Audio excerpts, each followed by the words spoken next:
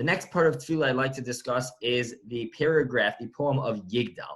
Many different customs have emerged as to whether one should or should not say it, and if so, when. And the idea behind Yigdal is that it's a paraphrasing of the 13 principles of faith written by the Rambam. Now, it's unclear who wrote Yigdal exactly, but it's based off of these principles of the Rambam. And the primary reason behind saying it is to remind ourselves, is to encourage ourselves, and to go over these 13 principles of faith, whether that's daily or weekly. However, there have been historically a number of oppositions to reciting Yigdal. The first quoted is from that of the Arizal. The Arizal apparently did not say Yigdal. It's not abundantly clear why. It may have had to do with exactly who the author was, either because the Arizal did not feel that the author had enough insight to be able to compose a tefillah, even though it's unclear who the author was exactly, but perhaps it was someone that the Arizal felt did not have enough insight. Additionally, it may have been an individual that was not approved of by Shulchan Aruch. A second reason to oppose it may be related to the grammar, and perhaps that the crunch of fitting it into a poem may have been compromised the meanings behind it. Additionally, Rav Yaakov Emden opposed it because he felt that it was elevating these 13 principles of faith above everything else, which may seem derogatory towards everything else, even though others say, no, that's okay because those 13 principles of faith are more significant. But that is a matter of controversy as well.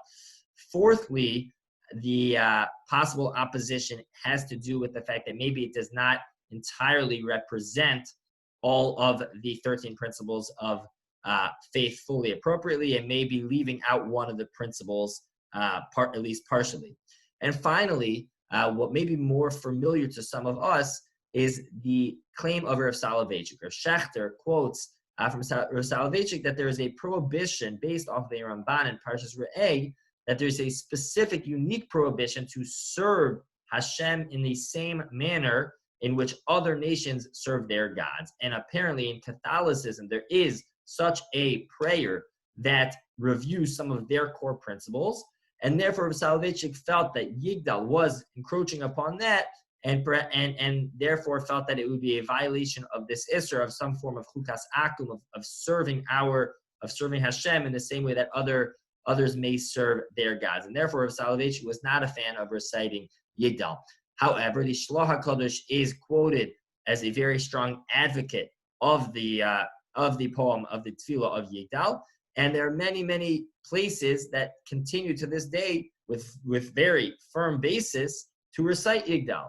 Those that are close followers of Soloveitchik and others as well may not say it anymore. However, there are certainly many, many, many congregations, very valid congregations and very valid poskim, and with very firm basis to continue reciting the Yigdal. And of course, everyone should follow their congregation, as there are very clear, multiple very clear directions, which are certainly all valid, and we should do as our congregations do. Have a fantastic